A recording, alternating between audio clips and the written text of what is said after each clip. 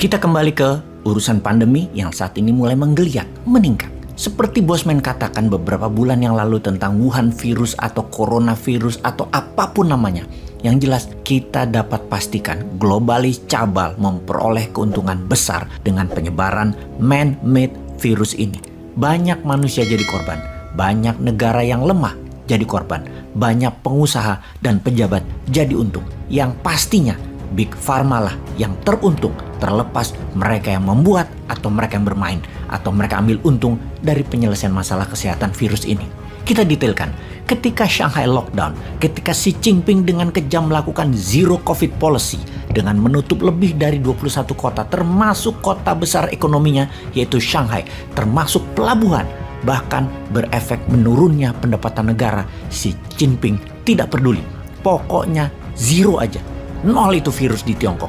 Ini adalah sebuah kegilaan. Namun ini adalah keputusan tegas pemimpin negara yang tahu sekali bagaimana mengurus negaranya di dalam negeri tanpa bantuan asing dan pendapat asing. Dunia menghujat kebijakan zero COVID policy tersebut. Hak asasi manusia ala barat terutama yang menghujatnya. Sahabat, kok tumben Bosman memuji Xi Jinping? Nah, kalau mereka yang mengikuti video narasi Bosman sudah paham. Bosman itu pro kebijakan dalam negeri Tiongkok, tetapi anti sama kebijakan luar negeri Tiongkok, terutama masalah pembiayaan dengan hutang. Kita kembali ke topik. Virus yang menggila di babak keempat ini, dari virus Alpha ke virus Delta, kemudian ke Omicron, dari kacamata ahli, ada dua pandangan kemarin.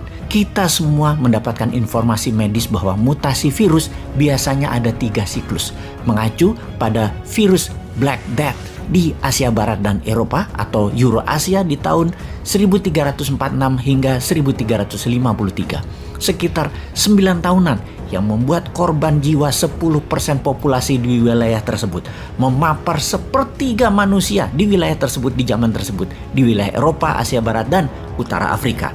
Kemudian ada Spanish flu tahun 1918 hingga 1920 memapar sepertiga penduduk dunia dan menewaskan hampir 50 juta jiwa. Ketika di tahun 2019 November awal Corona Alpha, maka diperkirakan akan ada 3 siklus, Alpha, Delta, dan yang tertinggi kemudian Omicron. Itu pandangan pertama dengan kesimpulan harusnya virusnya saat ini sudah siklus terakhir dan selesai. Pandemi berubah menjadi endemi. Yang jadi pertanyaan adalah ketika Omicron terjadi, maka banyak yang bertanya, terutama tenaga medis, baik dokter, perawat, dan dunia farmasi obat-obatan yang merawat Omicron dengan metode Delta ternyata tidak terlalu efektif dan mengubah formula kesehatannya baru bisa teratasi Omicron tersebut. Artinya apa? Begini disederhanakan, obatnya Alpha dan Delta beda dengan obatnya Omicron.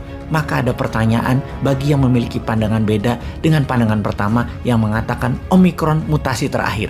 Di mana pandangan kedua adalah jangan-jangan Omicron adalah Alpha. Nanti ada gelombang berikutnya Delta Omicron atau apalah namanya, siklus mutasi Omicron Alpha. Ya, mana kita tahu, kita bukan saintis. Kita juga bukan ahli biologi virus, tapi kita punya common sense aja, akal sehat, yang mungkin curious, ingin tahu lebih dalam. Untuk itu, ketika cara penanganan Tiongkok dalam 3 bulan ini sangat kejam, melakukan lockdown di mana-mana, maka kita kritis bertanya, mereka pasti tahu sesuatu yang kita tidak tahu nih sepertinya.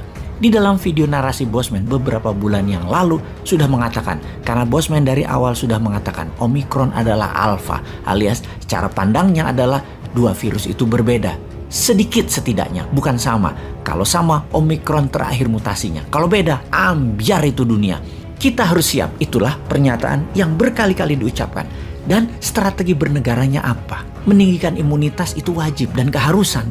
Kita lanjut dulu kemungkinannya. Dan kita harus melihat dari kemungkinan terburuk. Setelah kita melihat kemungkinan terburuk, lalu kita bertanya dan kita mencari solusinya apa. Ketika kita menemukan solusinya, kita bisa menjadi yang terdepan, kita bisa menjadi yang terunggul. Itulah tujuan informasi ini disebarkan.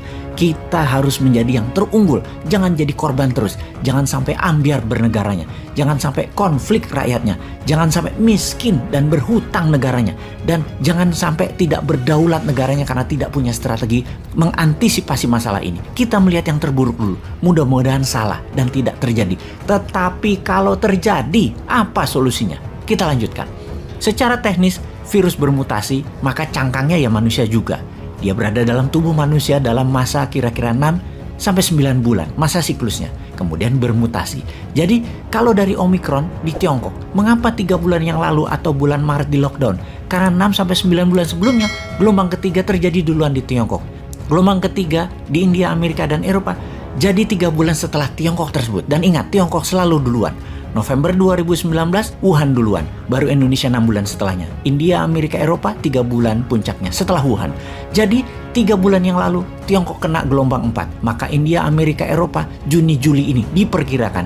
Dan Indonesia Juli, Agustus akan menerima gelombang keempat tertingginya.